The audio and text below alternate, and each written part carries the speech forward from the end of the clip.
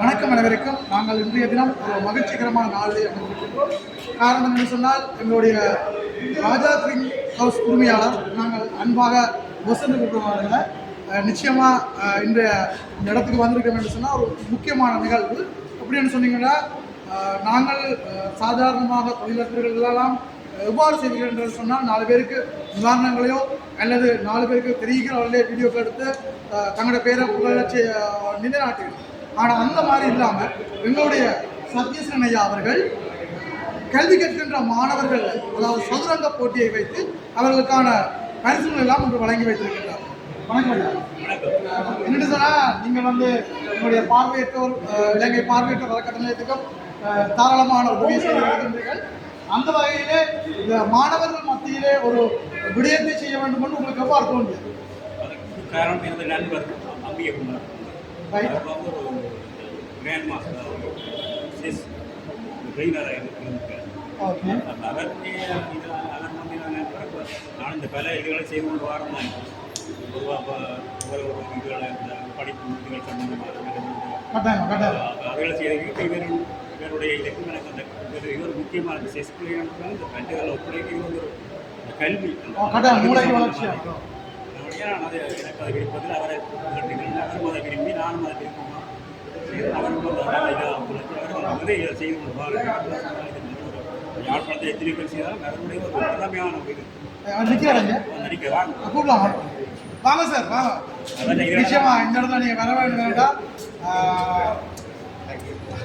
என்று சொன்னப்போ எங்களோட சத்யசீலன் ஐயா அவர்கள் தன்னுடைய ஆர்வம் எவ்வாறு வந்தான்னு சொன்னால் உங்களுக்கு இந்த செஸ் சம்பந்தமான விடயங்களை நீங்கள் செஸ் எப்படின்னு சொன்னால் இன்றைக்கு கண்டுபிடிக்கப்பட்ட ஒரு விளையாட்டு அல்ல.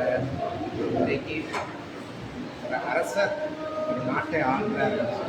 அரசர் காலத்திலிருந்து உருவாகி வந்ததுதான் சதுர அரங்கம். அதாவது 4 பக்கம் போடுகிற தந்திரம் தான் சதுர அரங்கம். சதுரங்கம் இப்பொழுது வேர்ல்ட் வைஸாக பேசிக்காக யார் கண்டுபிடிச்சதுன்றே எதை கண்டுபிடிக்காமல் இருக்கிறோம். உண்மையிலேயே ஒரு தமிழ் மன்னர், அதுவும் நாங்கள் கருவப்படக்கூடிய ஒரு விஷயம். ராவணன் ஆட்சி காலத்தில் கண்டுபிடிக்கப்பட்டதாகத்தான் இந்த வரலாறு சொல்லுது. அந்த வகையில் நான் தமிழராகிய அது பெருமைப்பட வேண்டிய விஷயம். ராவணனால் கண்டுபிடிக்கப்பட்டதான் இது வரைக்கும் உறுதிப்படுத்தப்பட்ட அதன் பின் அருவி இந்தியா ஊடாக பாரதம் ஊடாக வேறு நாடுகளுக்கு சென்றதாக இருக்குது. சதுரங்கத்தை பொறுத்தவரையில் ஓரிடுற தந்திரம். அதே போல் ஒரு விஷயம் நாங்கள் முழுமையாக முடிவெடுக்கக்கூடிய தீர்மானங்கள் முடிவுக்கும் தீர்மானத்துக்கும் வித்தியாசம் இருக்குது. இந்த தீர்மானங்களை நாங்கள் எடுக்கிறதுக்கு ஆக்டிவாக எங்களோட செல்ஸு மூளையில் செல்லில் தொழிற்பட வேண்டும் என்று சொன்னால் நாங்கள் சதுரங்கம் நோக்கிடுவோம். என்னுடைய அனுபவத்தின் பிரகாரம் ஒரு பொறுப்பு எடுத்துகிட்டு சொன்னால் நான் சதுரங்கமாக தான் யோசிப்பேன்.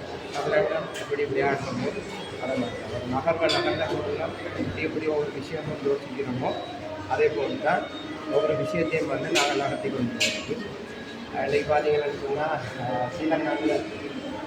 சில சிவாண்ணாண்டு தான் நான் கூப்பிட்டு கிட்டத்தட்ட 20 வருஷம் நான் படிக்கிற காலத்திலேருந்து சின்ன உண்மையிலேருந்து சிவாண்டையோடு எனக்கு தெரியும். சதுரங்கத்துக்கு போட்டி நடந்தது ஒரு ஆலோசனை கேட்டிருந்தேன்.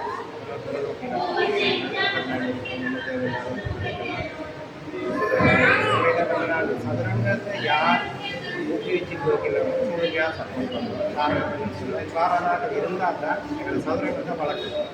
தனியாக நான் கோச்சிங் செய்தேன்னு சொன்னால் யோசனை கோச்சிங் செய்து இந்த பிள்ளைகளை ரெகக்னேஷன் அதாவது அவையில் அடையாளம் பண்ணுவோம். இன்றைக்கு எத்தனையோ பேரை நான் அடையாளப்படுத்திருக்கேன். இன்றைக்கு ஒரு குரூப் அந்த 6 அந்த 8 அந்த 10 அந்த 12 அந்த 14 அந்த 6 அந்த இந்த போட்டி கடந்தவர்கள் நடந்தது. மிகவும் மிகவும் சிறப்பான முறையில் விளையாட்டு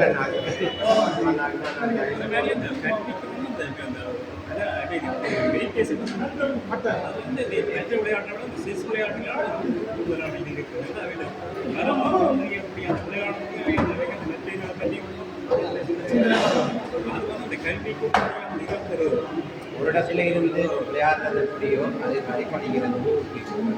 நான் இன்றைக்கு ஒரு அமைதியான ஒரு சூழலை ஒரு ஆர்ப்பாட்டம் இல்லாத ஒரு விஷயத்தை கண்டேன். நீங்கள் பலப்பட்ட சமூகத்தை கண்டுள்ளீர்கள். நீங்களுடைய நண்பர்களை பற்றி நான் சொல்ல வரேன்னா, வேறு இடங்களில் ஒரு நிகழ்வு இப்படி செய்வீங்கன்னு சொன்னால் இவருடைய புகழை கிணவீரன் சொல்லியிருக்கு. அது இன்றைக்கு நான் இவரை கேட்டு எனக்கு 2 நிமிஷம் கதைக்க தான். ஏன்னா பாட்டு படிக்க வந்த இடத்துல கதைக்கிறது அவ்வளோ சரியில்லை. நீங்கள் டைம் வச்சுருப்பீங்க, அந்த டைமில் நாங்கள் கூறக்கூடாது இல்லையா. நான் இந்த யூடியூப் சம்மந்தம், அதாவது ஃபவுண்டேஷன் ஃபார் த பிளைண்ட், அதாவது கண் பார்வையற்றோர் அறக்க நிலையத்தோட என்னோட சீரன் பொஸ் வந்து உங்களோட இணைஞ்சிருக்கிறார். என்ன சொல்ற சத்திய சீரன்னா உண்மையுமே சீரன்ன்றதுக்கு உண்மை அவருக்கு தான் இருக்கு. அப்படி இணைஞ்சிருக்கிறவர் வந்து தான் ஒரு படியாக இருந்து கொண்டு அவர் தன்னுடைய புகழை மேலே கொண்டுறாமல் நிச்சயமாக ஒரு அமைதியாக இருந்து அந்த செயற்பாடை செஞ்சார். அந்த வகையில் நான் இப்போ இதில் கலைஞர் மணிக்கிறேன் கலைப்பு சொல்லி நிச்சயமாக உங்களையோட சேர்ந்த காலத்தில் என்னோட பஸ்ஸோட சேர்ந்த காலத்தில் என்று ஒரு இன்னும் மகிழ்ச்சியானால் இலங்கை பார்வையற்றவர்களோட ஃபவுண்டேஷன் போகிற மைண்டுக்கு நீங்கள் 2 பேரும் என்ன சொல்ல நினைக்கிறீங்க? என்ன பொறுத்தவரையில் நாங்கள் வேண்டி இது செய்கிறோம். இவையோட வேளாண் செய்தியோட இவையோட செய்தி நான் செய்யப்படுது. மேலும் ஒரு எவ்வளோ செய்யணும் இவ்வளோ நல்ல விஷயங்கள் இருந்தாலும் இப்படி ஒரு நிலைமை இருந்து ரொம்ப பெரிய ஒரு காரணம். அடுத்தது சார் என்னன்னா, எங்கட நினைக்கிறேன் இலங்கையிலே முதலாக யூடியூப் சேனல் பார்வையற்றவர்கள் மத்தியில் யூடியூப் சேனல் வந்து எங்கடால் இயங்குது அட் ஃபவுண்டேஷன் போடுறேன். நீங்கள் இதுவரையும் பார்க்காத நீங்கள் பார்த்து சப்ஸ்கிரைப் செய்து எங்களுக்கு ஒரு பங்களிப்பு வழங்குங்க. ஏன்னு சொன்னால் நாங்களும் எங்களுக்கு பலவிதமான ஆசைகள் இருக்குது, செய்ய வேண்டிய கடமைகள் இருக்குது. சிறுவர் மத்தியில் எனக்கு சின்ன பிள்ளைகளுக்குன்னா சரியான விருப்பம். எனக்கு முதல்ல இந்த விஷயம் தெரியும்னு சொன்னால் பஸ்ஸுக்கான ஒரு 10 நிமிஷம் கேட்டுதான் சின்ன பிள்ளையோட கதைக்கு இருக்குது. அந்த சந்தர்ப்பம் இனி வந்தால் எங்களுக்கு தான் சார். நீங்களும் என்ன சொல்லுவீங்க?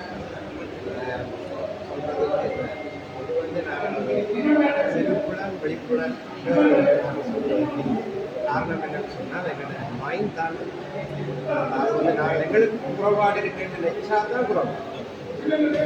ஆகவே அப்படியான இருக்கிறார்கள் என்று சொன்னால் நிறைய உண்மையில பெருமைப்பட வேண்டிய விஷயத்தை வந்து முடிக்கணும்.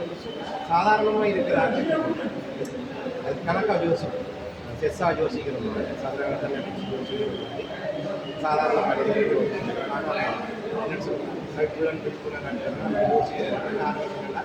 முடிவெடுத்தா சரியா இருக்கு. காரணம் அவைகளுக்கு வந்து பார்வை இல்லாத சில தீய வேலைகளை நாங்கள் பார்க்கலாம். தீய அதாவது தீய சொற்களை கேட்காம வந்து மைண்ட் வந்து ஃப்ரீயா அப்படி நான் சில நேரம் வீட்டுக்கு வந்து வீட்டையோ இல்லாத வெளியில போகணும்ல நான் இதை கேட்காம விட்டுருக்கலாமே, பார்க்காம விட்டுருக்கலாமே ஒரு ஃபீலிங் அப்படி இருக்கிறீங்களா? அப்படியான குறைபாடு அப்படியான இருக்கிறார்கள். நிச்சயமா என்று சொன்னால் நாங்கள் வந்து இப்படியான சமூகத்தில் இறங்கி வேலை செய்கிற இன்று இருக்கின்ற போதை கலாச்சாரத்திலிருந்து சிறுவர்கள் வெளியேறோம். அவர்களுக்கு ஒரு மாதிரியாக நாங்கள் இயங்க வேண்டும். எங்களை கண்டுட்டு சரி எப்படி இருக்கு செய்கிறது. நாங்களும் இந்த கெட்டுப்படங்கள் எல்லாம் விட்டுட்டு நாங்களும் சமூகத்தில் நல்லவராக வாழ வேண்டும் என்று சொல்லி ஒவ்வொரு பிஞ்சு மனசுலையும் விதைக்கணும் என்ற ஒரு எண்ணத்தில் நாங்கள் செயல்படுறோம்.